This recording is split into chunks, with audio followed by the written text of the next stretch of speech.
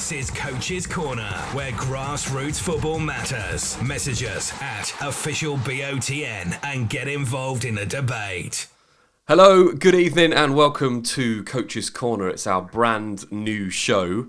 Delighted to have you with us. Thanks for joining us tonight. I know you've got loads of questions for the guys this evening. We've already had loads of messages coming through on our social channels. This is the show dedicated to grassroots football. And if you're a coach, you're not going to want to miss this, because we're going to take a little bit of a journey over a number of weeks. We're going to start tonight by talking all about the use of fullbacks. We put it out earlier on, and we still want to encourage you to get your questions into us across all the social media channels. We're doing a show every night this week, and we really want to get your comments into this show. I'm delighted to say that Frank Wilson is here, and Peter Augustine is here as well. Frank, let's start with you. Thanks for joining us tonight. It's going to be a really good show. Yeah, really looking forward to it, Ben. And this is something different, isn't it, that we haven't really sort of touched on before. So it's going to be a really interesting one. And also Peter Augustine joins us as well. Pete, you are teched up to the full tonight, ready to go, aren't you? Yeah, I am. I hope I am. I'm really looking forward to it. It's nice to be able to do something to do with football during this time when it's when we've got this shutdown. But it's great. Looking forward to it. Yeah, it's going to be fun. I've got to say as well, apologies for being slightly late tonight. It always seems the way that we get a few technical issues at this time. You know that so many people are trying to do, Skype calls, Zoom calls, all sorts of things because of the way of the world right now. So we'll just be patient and we'll get on with it, and we'll get going. Right. We're going to start talking tonight about fullbacks, and the team that we've chosen to look at is Liverpool.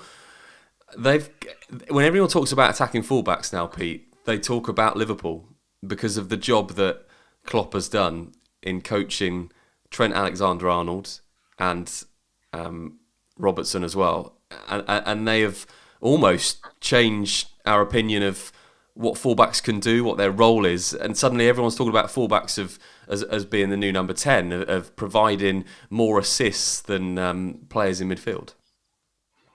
I think a lot of that is to do with the way that teams defend now, where they defend the middle of the pitch, so the space is left on the outside, on the flanks. And with Liverpool and their energy to get forward, the likes of Robertson and Trent Alexander, they become more of a premium. But I don't believe that the attacking fullback is something that's new. I think it's been going on for years. When you start to look at some of the names I was looking at, people like Dani Alves, Ashley Cole, Jordi Alba, Antonio Valencia. These are just to name a few of players who played in that kind of role. I think it's just that the sort of like the focus on the way Liverpool have been so dominant this year, and the way the two fullbacks for them have been so key in their success. I think that's probably what's brought it into the focus. But I don't think it's anything new, to be quite honest.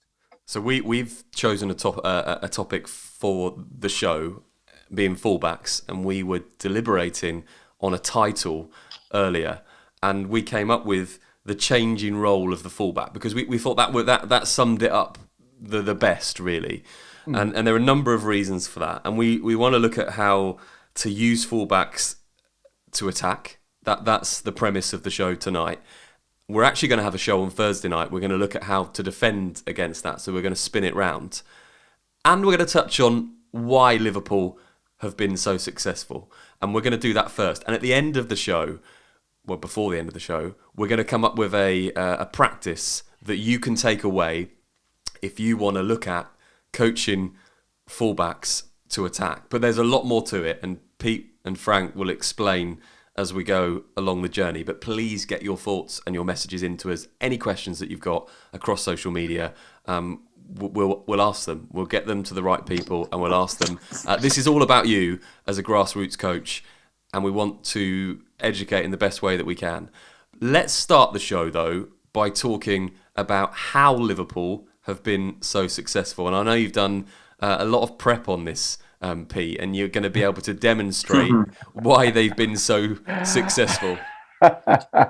He's dropped me right in it straight away, hasn't he? So I've got to do some tech stuff now, haven't I? You got to do some tech stuff, yeah. Right, okay, right. I did some stuff earlier on. I did actually do some stuff earlier on, so I've done. So this is just to demonstrate the success that Liverpool have had over the last couple of years, and it has been a success. And we'll go on to talk about how people have tried to combat that, really. And Frank, I'll just bring you in here. You know, we've talked about a lot of clubs in the prep of this show, but Liverpool definitely been one of those clubs that have really used fullbacks to the real attacking extent that we're going to be talking about tonight. Yeah, definitely. But I think it largely, Ben, comes down to the individual, so the players themselves and the abilities that they have. I mean, Pete rightly said, attacking fullbacks, it's not a new philosophy. It's not something new to modern football as we see and define it. Fullbacks of the attacking nature have been prevalent throughout football history. But I think that the examples that we're looking at tonight in Robbo and Trent, these are two individuals that have got all of the sort of connotations and attacking principles that you can coach and that you can identify, and they do it better than most in world football. We mentioned Pete mentioned Ashley Cole, didn't he? That was back in the day when Mourinho was at Chelsea for the first time, and we really saw attacking fullbacks then. I'm trying to remember who played right back in that team when Ashley Cole was left back at Chelsea. I know you're a Fulham fan, Frank, but different players. Ferreira was right back for a period, wasn't he? I'm not sure whether Ivanovic was around at that point and whether he was playing. I think he started at right back, didn't he? And then got moved to centre back. But I mean, Pete mentioned or reeled off a few earlier. But I mean, my sort of not idol, but one that really sticks out for me was Roberto Carlos. I mean, that Brazil team and him as a fullback and the way that he sort of exemplified that was as good as any of the ones that we've named tonight. And he had the goal scoring ability as well, and that's obviously, I'm sure, something that we'll talk about tonight. Fullbacks that actually score, an amount of goals. Yeah, let's. We're just waiting for Pete and his fabulous technology that he's prepared earlier. I want to put out. I want to put the first question out, which is. We're talking about fullbacks tonight, so who's your favourite fullback? Let us know. There's plenty to choose from. Might have some Gary Neville fans out there. I'm trying to think of my favourite fullback now, but there obviously have been plenty over the years. Have you got Dennis Irwin? Would probably be one of mine, Frank. You remember him playing when he was? Yeah, fantastic player, and watching some of the analysis on. In the Premier League this season, when you hear the likes of Roy Keane and people like that talk, the sort of usual typical pundits. I recall not so long ago, actually, Roy Keane picked out, I think it was the Man United Liverpool game. I think they were doing the sort of post-match analysis and they were talking about that particular game. And I remember Roy Keane saying that, they were having the debate of Carragher and Roy Keane were talking about if you merge these two teams or if you merge the two teams over their histories, what is the best 11 combination of those two teams? And I remember Roy Keane saying that, without a doubt, Dennis Irwin gets in the side above both of them boys that we've named tonight, Robertson and Trent. He was a hell of a fullback, and I will say it, being a United fan, it was definitely one of my favourites. Right, Peter's got the technology going on here. So what we're gonna go and have a look at is why Liverpool have been so successful over the last couple of years. And Pete, you're just lining the players up there to give us a bit of a demonstration of how they've used those fullbacks. Yeah, I was actually, having a bit of a look at Liverpool, and people tend to think that what Liverpool do is that they start with both the fullbacks here all the time. That's not always the case. What they tend to do is when they attack is that the fullbacks will probably be around in this area. So if you then get, say, for example, balls into whichever fullback they're playing. So we might, they are they are a team that really likes to attack quickly. So they will go into places, into Salah there very, very quickly, say, for example, and then Robertson will come up on the outside here. Or sometimes you'll notice that Salah will come all the way out here, and Robertson, you'll find him in here. And so the ball will get transferred into here. And what Salah likes to do, he likes to pull the defender out to here and go 1v1. And then what you end up with is with Robertson often coming into this area here. Was working a minute ago. He'll come into this area here where the hole is created. And what Liverpool are very good at is pulling everybody about. And this is why teams struggle against them, because of this. They have this ability to pull you about so much. So you end up with, say, Robertson going in here, say, for example, and then one of the defenders following him, or coming inside this area here. Then what you'll have is Trent coming in around this area, but he'll be around about here. And sometimes Mane will come from out to in. So these are and the movement between these players here is the crucial factor. Is you can't the idea why would you play with width? For me, is because you want to get into this area here, in this central area. That's why you play with width, because you hope that the opposition will do things like this and vacate those areas, which allows you to either play balls into that area there, or if you take Robertson out of that, and now the opposition do this, and Salah comes into this area here to attack you, and he will attack you into these spaces here, which takes the fullback or the defender in there. And if you look at the space that's left, that's where you see the fullbacks coming in there. So they don't just play in one way. They don't just play like that. They'll come in there as well and cause you problems in those areas as well. And as that happens, obviously the defense goes into this area here. And now Salah will come inside to this area here. And then we're looking for shots into that area there. I don't want to talk too much tonight, Pete, about how you would defend against it, because that's going to be our topic for Thursday. But what I do want to ask is why Liverpool have been so successful for the last 2 years doing that, and what they have done perhaps to evolve that formation and that tactic so that teams can't get a handle on it, and they're constantly progressing with it, because they've been doing it for a long time. Yeah, I think a lot of it is down to their hard work. It's not just about the fullbacks per se. It's about the whole team. They're a unit. They work for each other. They fill in. They move people about. They make it very, very difficult. I mean, imagine having to play against Firmino and Mane. You know, Firmino, he drops into these little pockets here, and again, the fullbacks will find him with balls into there. And now he's attacking you, and you've got a real problem with that.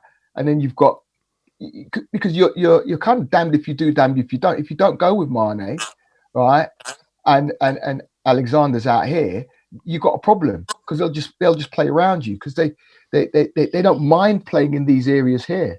They're very, very good at that. The players are confident, you know. Mane's comfortable on the ball, Salah's comfortable on the ball, Firmino's comfortable on the ball, and they're comfortable in tight areas. And that's why they're so difficult to play against. And they've worked on that. And what Klopp has done, he's developed the style of play and got in the players that he knows can play in that way. So you know, if you look at his team, and I think probably, you know, Alexander-Arnold has come through the ranks and they've gone, well, this guy, he's fantastic. He can do this, he can do that. So we might need to adjust the way we play. So they've kind of adjusted their play over the years to fit the players that they've had, that have come through. Frank, I'm going to bring you in on this. Obviously, managing at the moment at Isthmian level at step 3, you would look at a team like Liverpool, as I'm sure you do for many professional clubs in the Premier League and the Championship, and it would have an influence on how, as a manager, you would look to set your teams up. And I'm sure it would give you ideas. And we'll go on to talk about and identify in a moment what attributes you would need from a player to play these kind of formations. And I know Pete's going to tell us a bit about how it's you can't always replicate these top teams because of the players that they do have. But has that influenced, has Liverpool or any other club influenced the way perhaps you've tried to play this year or you've set up this year?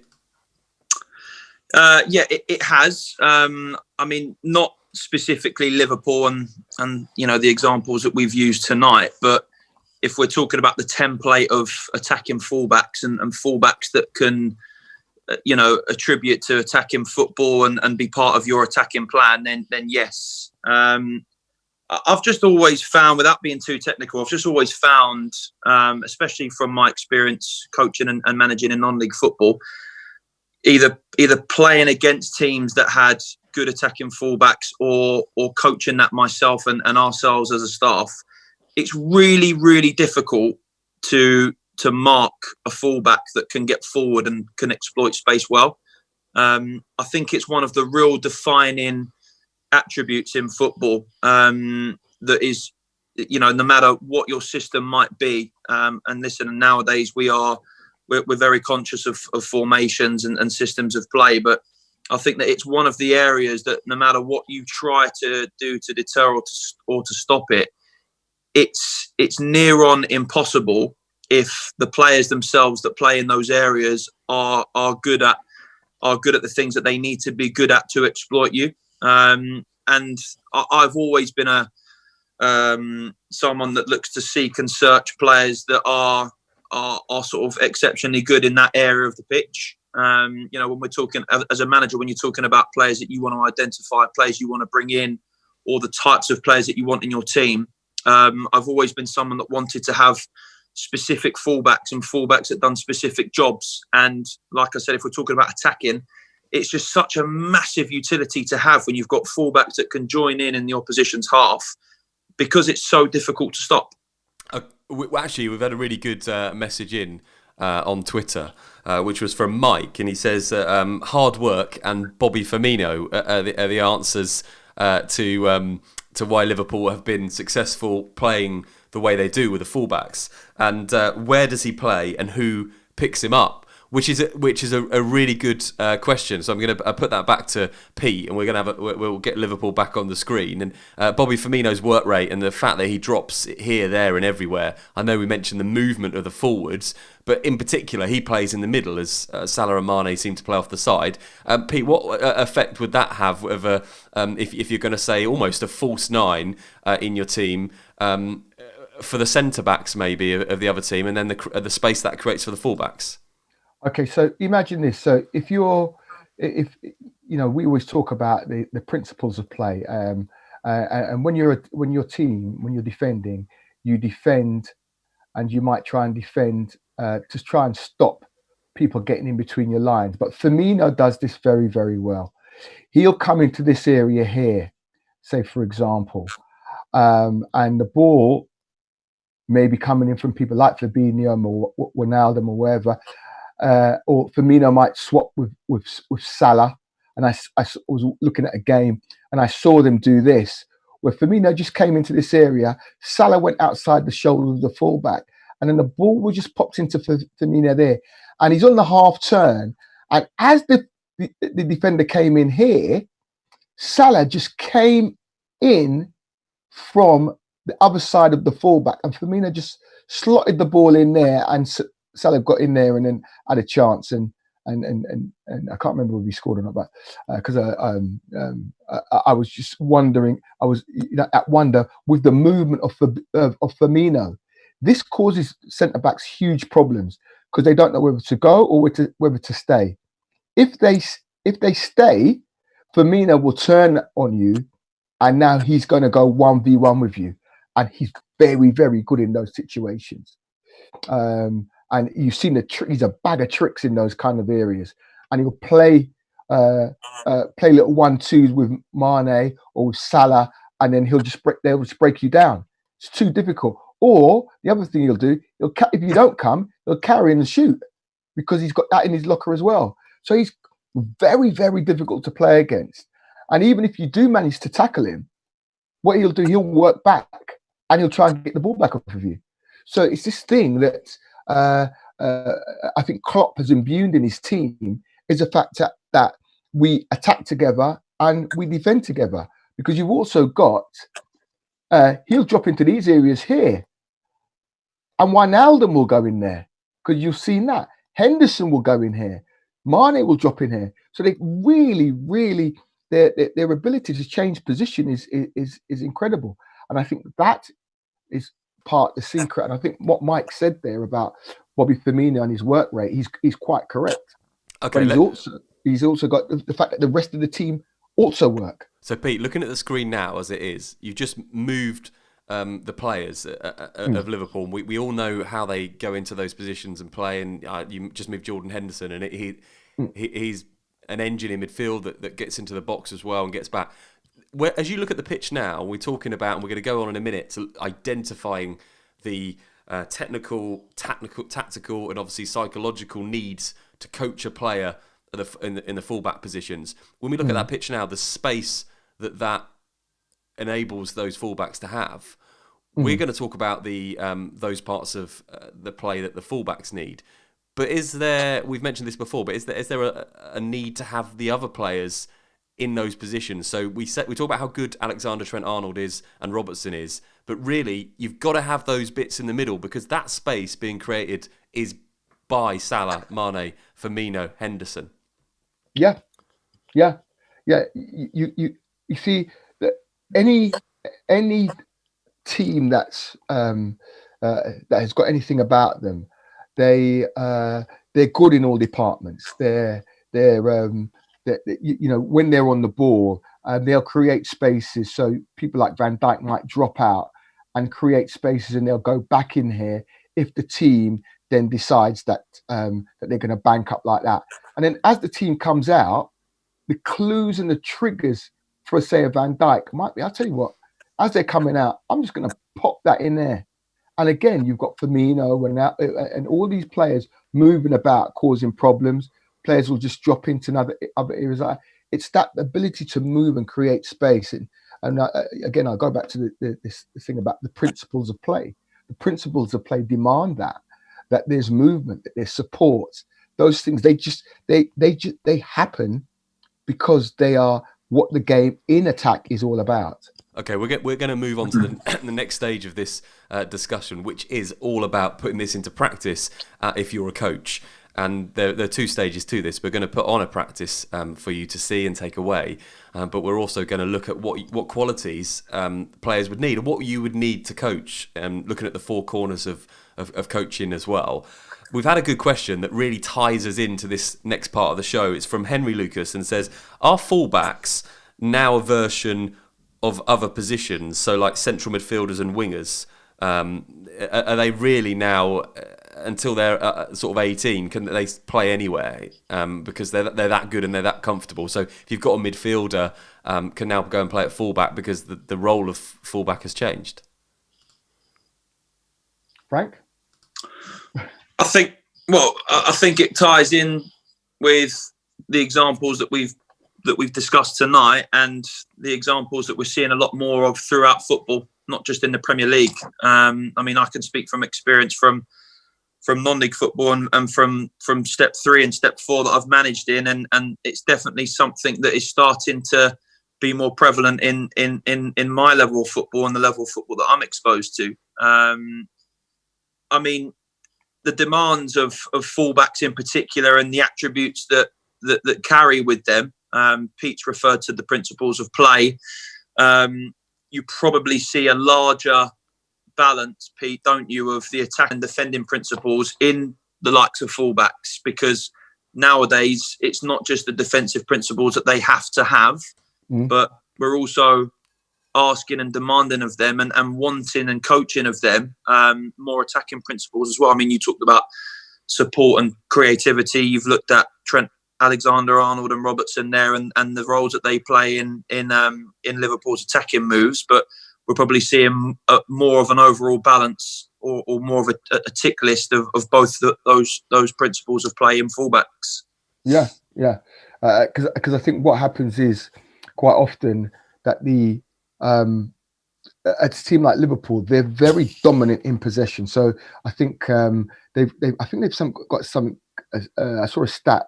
I don't know if I'm wrong. Somebody can correct me if I am wrong. That they average about 70% possession in the game. So if you think about that, how much defending do those two fullbacks have to do? Well, probably very little. So do they have to be very good at defending?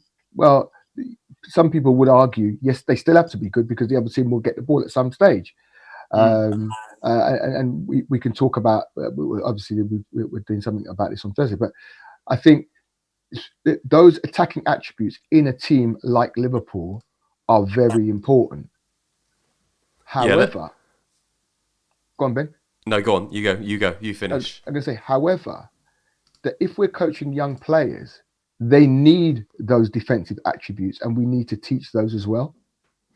Well, we are coaching young players. That's what we're doing tonight. We're going to move on to the move on from admiring Liverpool. We've got one more message that I'm just going to read out that's been sent on Twitter. Do get your messages into us tonight. You can do it across all platforms. We're on YouTube, Twitter, and Facebook. We will try and read all of them out. Just had another one came in just finally on Liverpool. Liverpool set traps in the middle third. They almost allow the opposition to play in certain areas. There's some stats from the last and first part of the season where they win it and have to mentally score with only 4 to 6 passes. That goes back to what we're talking about with the role of the fullback being technically really good. Trent Alexander-Arnold is a really good example of that. Can play balls into the feet of Salah, and that is probably why Liverpool score with such few passes. Let's take that then. We'll start with a technical attribute, and let's now look at how we identify the skills that the players need, because that's the first part. Before you can put on the practice, whatever age level that you coach, we need to identify the skills, technical, the tactical skills, we mentioned psychological as well, that you would need to think about coaching fullbacks to attack.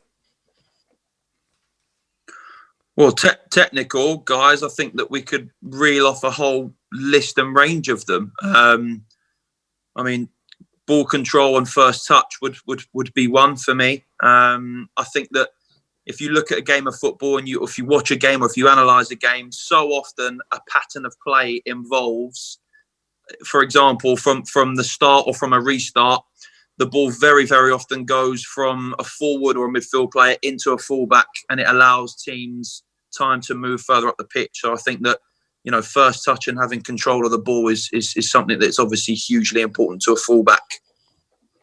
And Pete, we talked a bit earlier when we were doing some planning for the show about if you wanted to coach fullbacks to attack, you would think automatically that they need to have that tactical awareness, and maybe your practice would be around shape. But Frank just identified there that the need to be technically really good. Psychologically, you've got to get up and down the pitch, and it's tiring. Fitness as well. What attributes you have in your team, and what attributes your players have or could potentially have, will really have an effect on the type of practice that you can put in place and how much you can ask of your players. Yeah, I think you've got to look at the player in those very 4 important corners: tech tack, psychological, and social. So you when you start to look at the tech tack, for me, the technical pieces. First of all, the fullback has got to be a good distributor of the ball, long and short. Okay. Now, when a player is very, very young, you're probably not going to get them to be able to distribute very, very long. So you're going to have to work on that game where they work within their own capabilities. That's the first thing.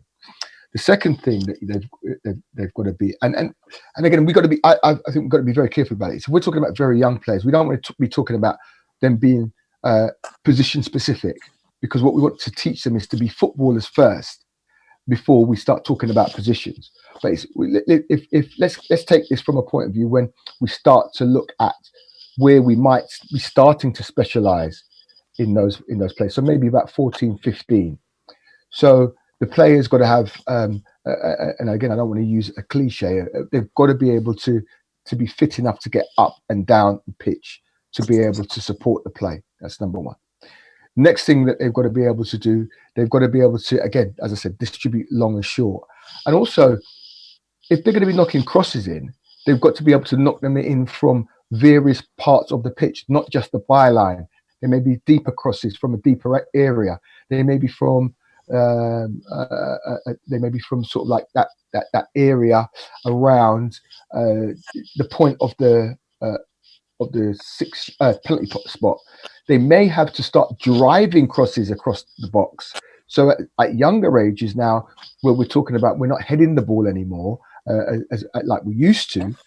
We're talking about drilled crosses, and again, these are some of the crosses that we see happening in the Premier League all the time. Ones that are driven across, so that it causes a danger to the defenders as well as the attackers coming rushing in. So you probably, I don't know this, but you probably find there's more own goals scored than ever before because of that type of cross. And so, Pete, I was just going to say, really importantly, we'll mention it at the top of the show. We are going to look at defending against attacking fullbacks on Thursday, because one of the things that has been mentioned a couple of times on social media is the blocking crosses. I've also had a message that says, are the fullbacks key to an overall balance of the side? Are defensively strong players, and a mention here for Gary Neville and Wan-Bissaka, still important in helping out balancing a side's attacking exploits? We will deal with that on Thursday, because we're going to look at defending against an attacking formation and against attacking fullbacks. One message we have just had in, I'm going to put this to you, Frank, is this is where some youth coaches might fall down. They see Trent Alexander-Arnold and Andy Robertson, and they think that's how I want to play. So they just ask their under-11 fullbacks to do the same job, and it's just not possible.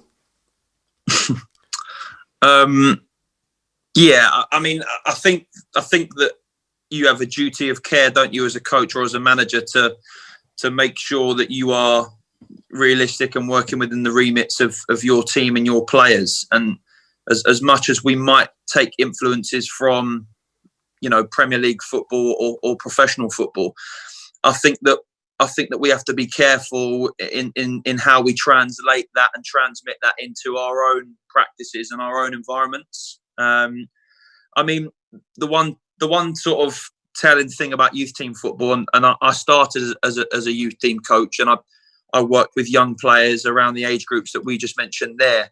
And young kids have this sort of tenacious hunger to want to go here, there, and everywhere, don't they? They want to. They don't want to be defined by a position. They want to be up and down. They want to be involved in all aspects of the game. So if you're asking that question there, and you're sort of relating that back to, Trent Alexander-Arnold and Robertson, well, you're probably more likely to see that in those young players, in players as young as sort of 6, 7, 8 years old. They've got that energy, and you're, as Pete said, you're not really trying to put too many restrictions on them at that age. You're letting them develop and sort of express themselves. But obviously, you have to be relative to the level of football and to the players that you coach, and that has to be realistic. Yeah, that's a really good point, actually, and we'll come back to that as we look to plan a session for you on attacking fullbacks. And we're listing at the moment perhaps the key skills and principles that you would need, both technical, tactical, and looking at all the four corners, really, when you're putting on these sessions. And we will get to that in a moment. I want to answer as many questions across social media as I can. Please get your questions into us. We're on Facebook, YouTube, and Twitter, and we'll keep checking them regularly. We've got one in here that I'm going to put to you, Pete. This has come in. It says, if you're coaching a team which is heavily dominant in possession, would you coach your fullbacks to think about defending while your team attacks? And they put in brackets the kind of what if moment. So would you still be coaching your fullbacks to think about defensive duties, even if you're an attacking team like Liverpool, because you can lose possession and therefore be caught on the break? I'll put that one to you, Pete. Yeah, definitely. I think that's first and foremost, as a fullback, it doesn't matter what system you play, you're going to have to defend at some stage. So if you don't teach your fullbacks to defend, and you lose the ball, and if you're a heavily possession based side, you can still lose games. Liverpool recently lost to Watford. They had 70% possession. They lost 3-0. And I watched that game, and I saw why they lost it. I'm not saying that I know more than Jurgen Klopp. I don't, but you can see the reasons why they lost that game. And I think what can happen is, if you just base everything around you being in possession of the ball, you lose sight of the fact that you are going to lose the ball in the game. And what are you going to do when you lose the ball? So I think it's very important. Yes. So we're going to carry on talking about identifying the things that you need to put on a practice. So we've got many people watching that will be coaching teams of all ages, and what they want to do is understand if they do want to develop the next big fullback, attacking fullback, or if they want to play that way and they feel like they have some of the skills in their players that we've identified. How do they go about putting on a practice, and what does that look like? I think we're being, I think Frank's being interrupted here. We just go. I got my youngest player here. Yeah. Let's just go back to Frank for a minute. Frank, do you want to just talk us through your special guest that's come in? Yeah, my son Edward, who was supposed to be asleep, but is wants to listen to the show, I think. You're going to be a fullback. Going to be a fullback one day. Nah, he's going to be a number 9, Ben. Yeah, exactly. Goal scorer. Yeah, go to mama. Good night. Good night. There you go. This is a show all about developing young players. Right, let's get back to this then, Pete. We're going to put on a practice. Talk us through the things that we need to consider before we even start thinking about how that practice looks. I think the thing is, you've got to think about, well, where on the pitch are you going to start your practice? So what area are you thinking about? That's the first thing. The next thing you've got to think about is who's involved, which players are key to your practice. And then what are they going to be up against? And what do you want to get from the practice? So at the end of the practice, what do you want them to be better at? Those are the key things.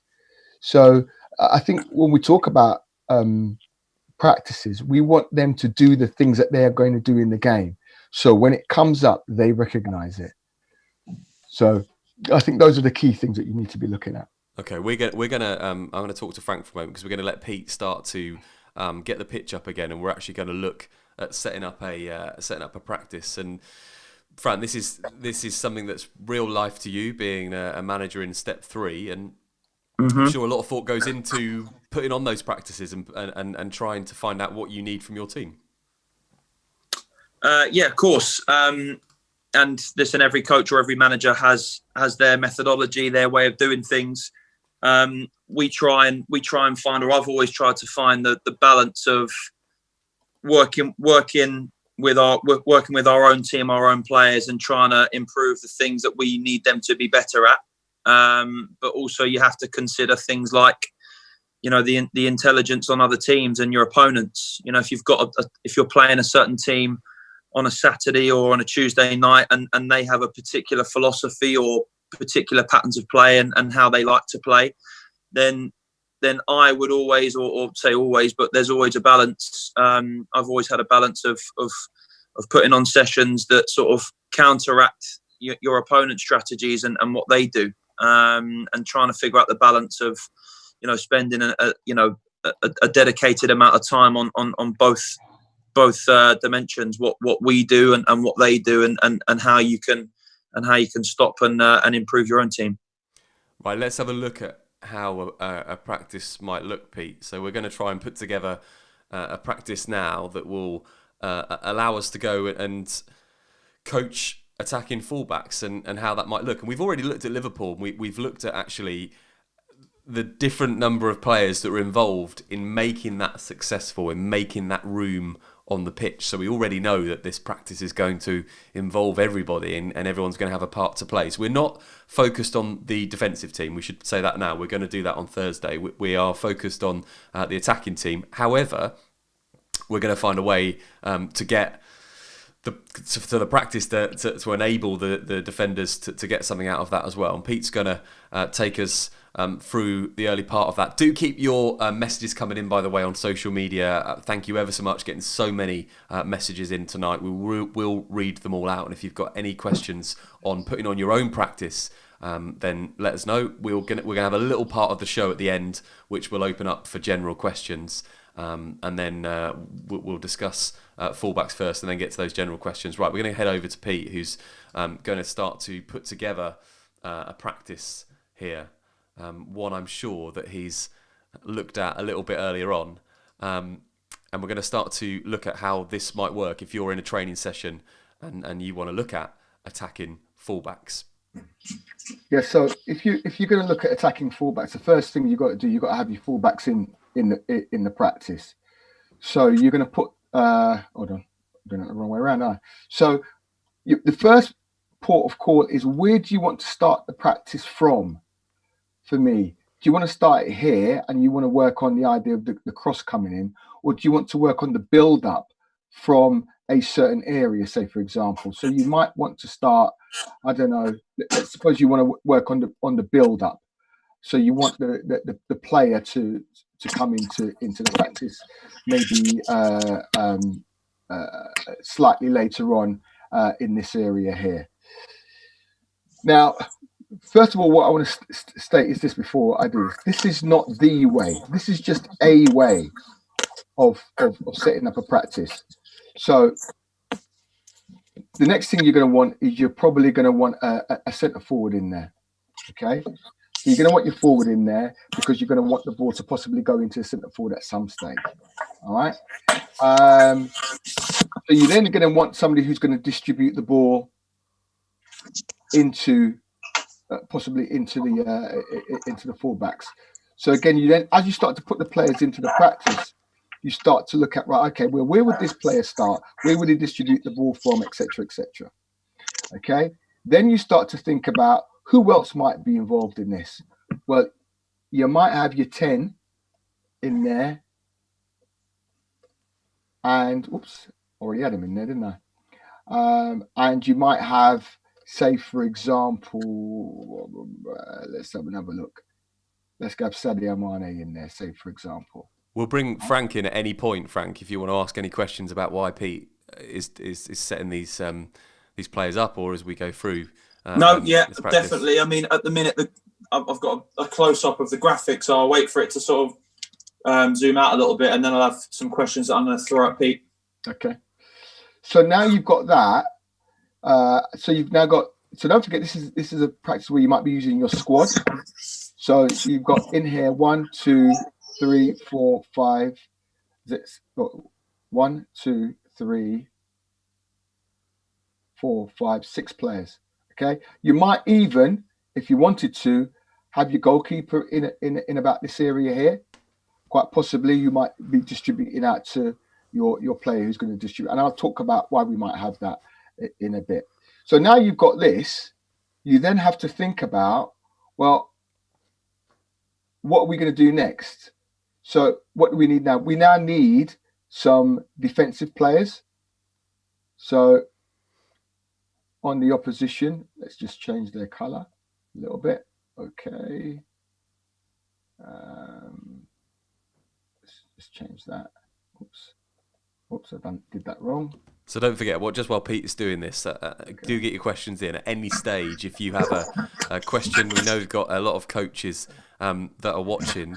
Let us know. Pete, sorry, Ben, I was going to ask Pete. So in this example, what is the session plan? How do you mean? What's the session plan, mate? So talk us through exactly what it is that you're doing at the minute.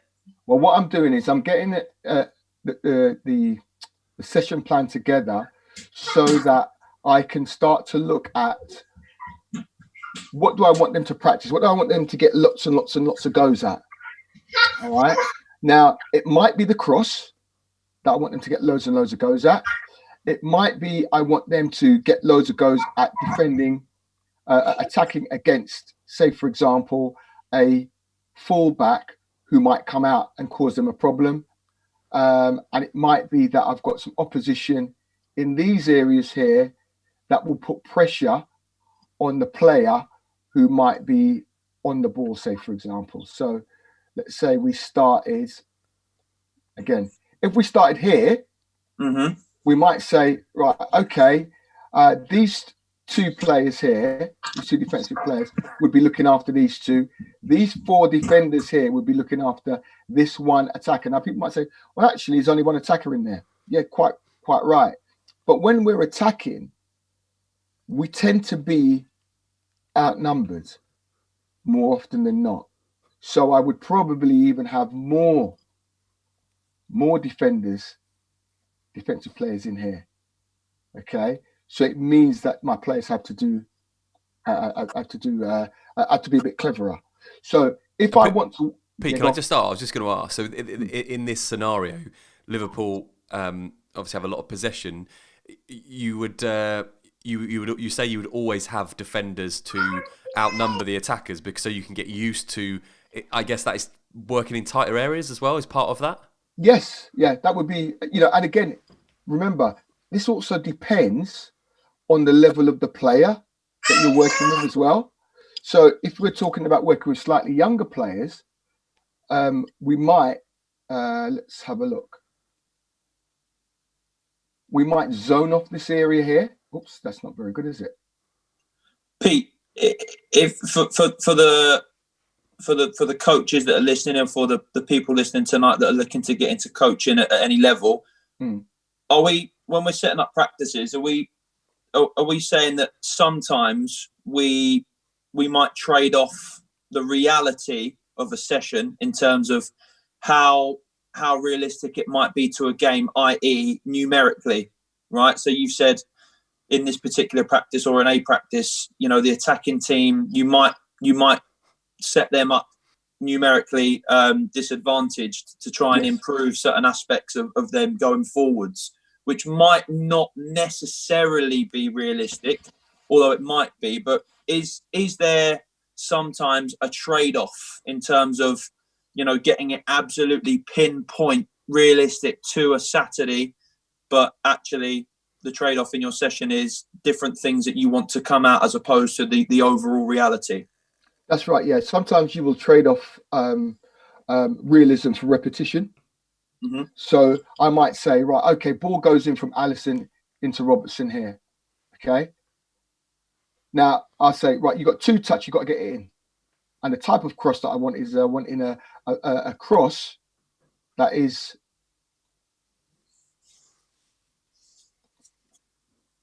bent in to this area here, say, for example. Yeah.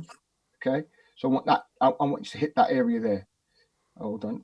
That should have been like that. Sorry. Let me just show you what I mean. So we've got Pete on his technology live tonight. This is how it goes together. There we go. Yeah, it does look very good. Yeah. So I want that kind of cross going in that area. So that's what we call that second 6-yard box, because we want our players to be able to attack this area in here, a little bit further back, say maybe from about here. Okay, that's the area we want to hit. And the reason why we want to hit that area is because it's so difficult for defenders to defend that, because they're going back towards their own goal, and your forwards are actually moving into this area here. So sometimes they just need a touch and it's a goal. So we're looking at that sort of stuff. So I might want this player to get loads and loads of repetition of that. Okay. If the player then starts to get that, and this is something I saw when I watched a professional club a few years ago, they didn't have, it was a professional, and they were working on the same thing. But what they did, they didn't put any pressure on these players. So the ball would go out to here. They would have a couple of touches, carry, and then they would cross from the various different areas. And they talked to me about feel. They wanted the player to feel what a good cross felt like. They wanted them to get lots and lots of practice at that. And this was an under 18s team. So they wanted this player to not have the pressure to start off with and to get that feel first. So you might trade that off, and then you'd get your defenders working on the idea of defending this area. So you might set them a challenge of making sure that these players can't score in these areas. But what you also want for these players, you want them to have a reason to defend. I was just going to mention that, Pete, actually, so that when you're setting this practice up, we said we were looking at effective use of fullbacks and attacking play, but you would always have a challenge for those defenders and a realistic challenge as well. Yeah, exactly. So I might put a goal here. So the goalkeeper's involved, and if the Blacks win the ball, they go and attack the goal and try and score. Now, what that also does is it gets the Blacks further up the field. So if they've got it and they go further up the field, so they've now got it.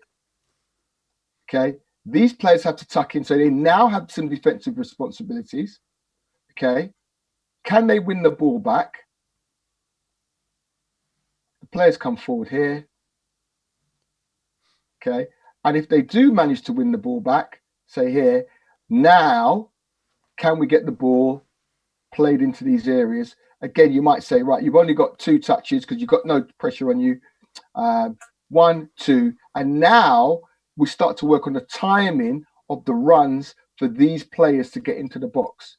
By knowing that this player's only got 2 touches, and you've got offside in this practice as well, then you start to work on that timing, getting into the box, all those other things. So we talk about tech-tac, it's there, okay?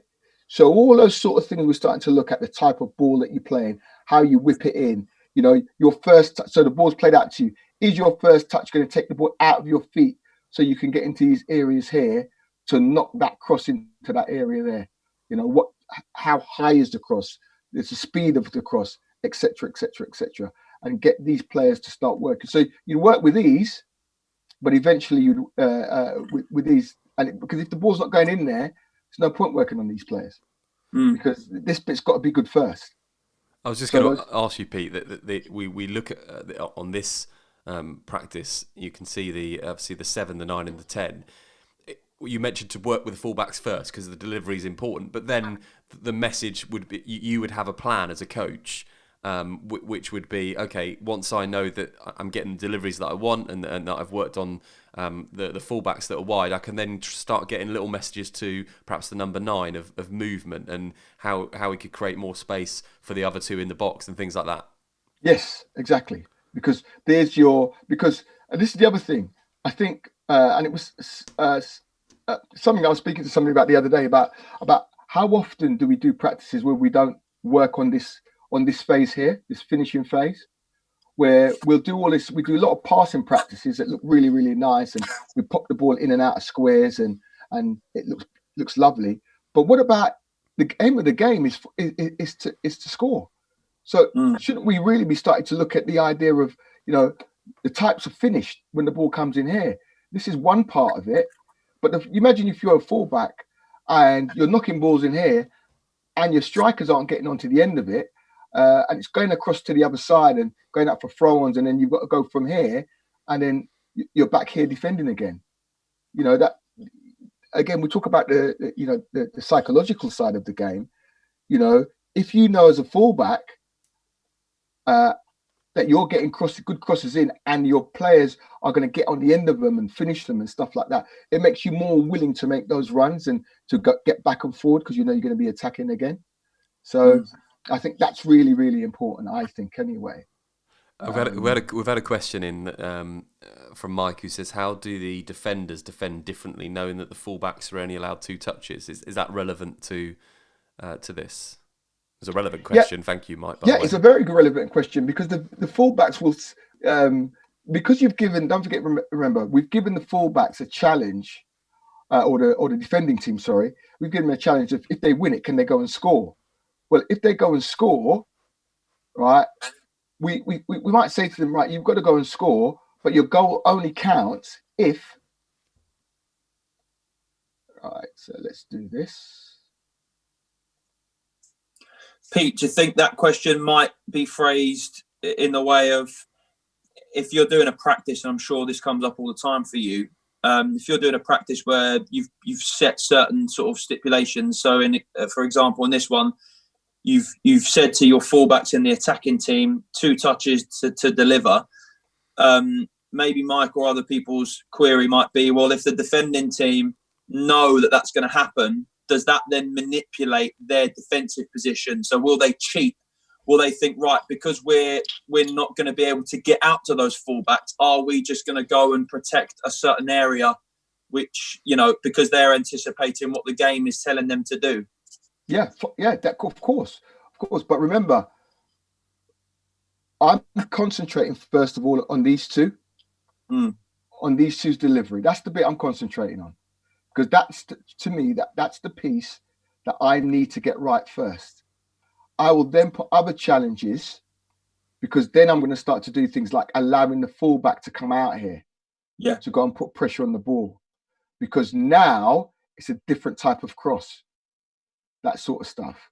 Now, if a team wants to defend, say for example, and they're going to defend a low block in here, well, why can't we get the player to come off, play a little one in here, and the player might come out of that zone, and we might play some little 1-2s, or the other one is, you've got it here, drive in at the fullback, because you manipulate the practice to get the things that you want out, which are realistic to the game. So in the first instance, I want these to be able to cross first, get some good crosses in.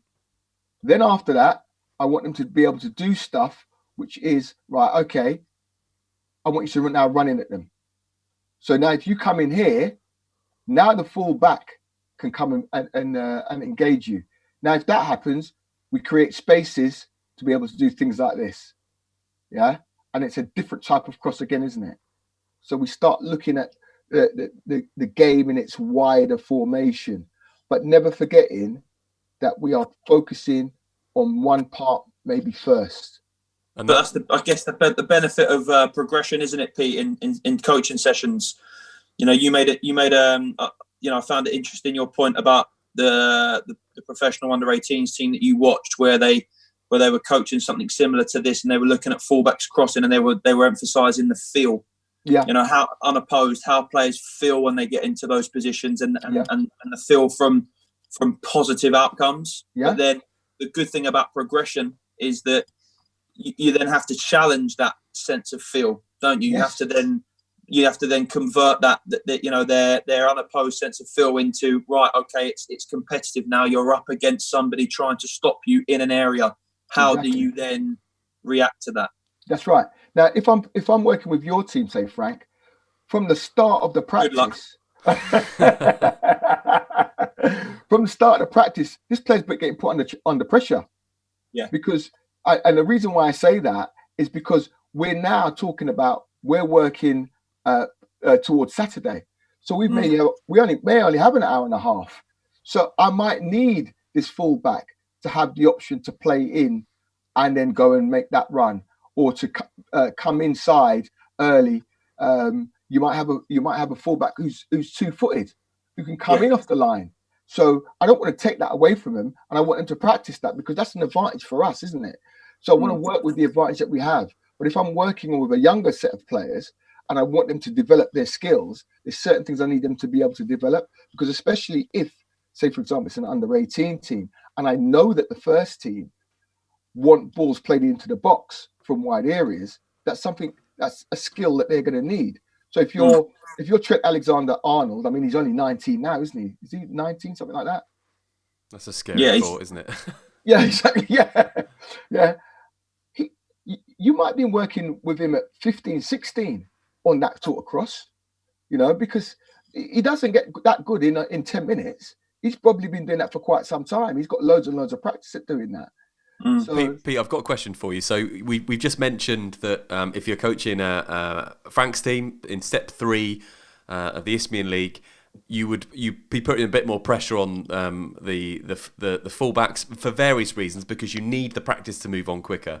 because you've got a game on Saturday. Let's take it back then and just clarify the point that if I'm coaching an under-12s team and you're in the middle of your season, but you're trying to develop players, then that first part of the practice is crucial, because what you're doing there is you're saying, well, actually, I'm looking at the technical aspect here, and I've identified that my fullback needs as much technical practice as possible, and therefore doesn't need to, can actually be isolated there to actually have two touches and work on first of all the first touch, and secondly the delivery of the ball, and you may can just keep the practice there because you know that the work needs to be done on the technical side. Yeah, exactly. But here's the other thing to think about as well. If we're asking a player to be able to knock balls in from this area here, but this player doesn't have the physical attributes, isn't strong enough to do that, we now might need to look at what other attributes does he have. So this player here may be a good dribbler.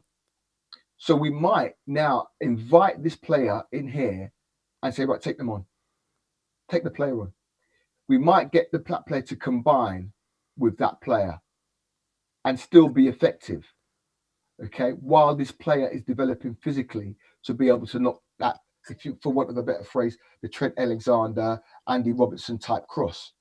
So we're looking at the player at where they are in their development, in the phase of their development, to see what things we need to coach. If this player can't knock that ball in there, well, why are we trying to get them to do it? It's no point. We're going to... Yeah, so Pete, that's a really good point. And I think that's a bit of a misconception with coaches where, coaches, we have ideas about how we want to play, or we have, coaching sessions about what we want to execute, but we lose sight of the abilities of the players that we're working with. You might want to practice, a type of cross into the box, or into a key area in the box from your fullback or from your 7 or 11. But if you've got a fullback or a 7 or 11 that isn't particularly strong at that, but their strength is committing a player or exploiting a space, well, then you're overseeing the development picture, aren't you? You're asking them to do something that might be sort of outside the remit of what they're good at. And then that's the sort of the battle between your coaching philosophy and what you want and how you want to play versus, well, what are your players good at, and how can you improve that? How can you improve the things that your players are good at? Yes, and that's the thing is, I think we as coaches, we have to remember that we can't have a philosophy that we want to fit players into. We've got to have a philosophy. We've got to find a philosophy that fits our players, because that makes their life easier. It makes your life easier as a coach.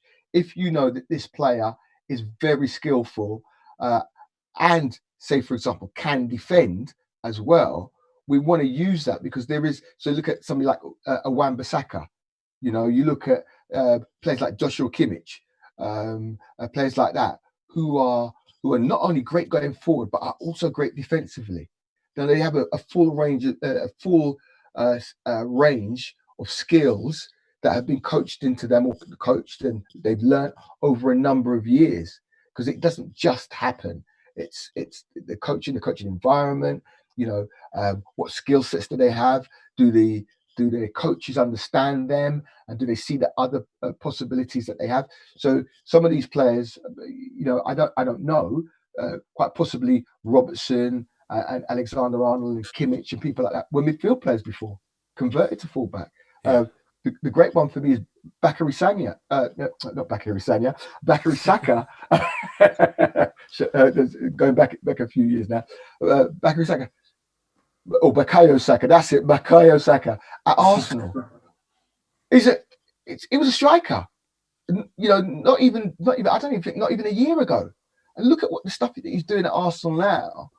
And I remember seeing his first few games for Arsenal, and I thought, what the hell is Arteta doing? The guy's killing it now. We've got that answers. Sorry, Ben. That answers the question that we had earlier on the show, doesn't it? About the similarities in terms of attributes or things that players have that doesn't necessarily define them to one position. I think somebody said earlier on in the show, can fullbacks play in midfield? We've heard, the pundits in the Premier League talk about that with Alexander and Robertson. And we could name examples of, defenders that were centre forwards and centre forwards that were then defenders, because, they share similar attributes in those positions. Yeah, we did. Yeah, it was a really good point that was made earlier on. We're going to have to cut this short in a moment, because we're going for over an hour, and I think we could probably sit here until 10, 11 tonight and have these discussions. And that's the great thing about this show. We're going to be doing it again on Thursday, Coach's Corner, all about grassroots football. Pete, I just want to ask, have you got anything that you want to add, or anywhere you would take the session plan on very quickly, just before we move on? I think all I would say is this: is that, remember, this is when we design a session plan, and I've just designed this kind of like on the fly. This is, you've got to think about what you want to achieve from your players by the end of the session. Your team and your players. This is just like a basic setup of something that you could do in this specific instance, but don't forget to, if you've got your squad, you're going to look at, right, who's going to play where, who's going to play up against them. So this here might be Van Dijk and say, for example, Joe Gomez or whoever. Just, play with it. I think, remember, principles of play are really, really important. If you work towards the principles of play in your practice, really you can't go wrong, I don't think.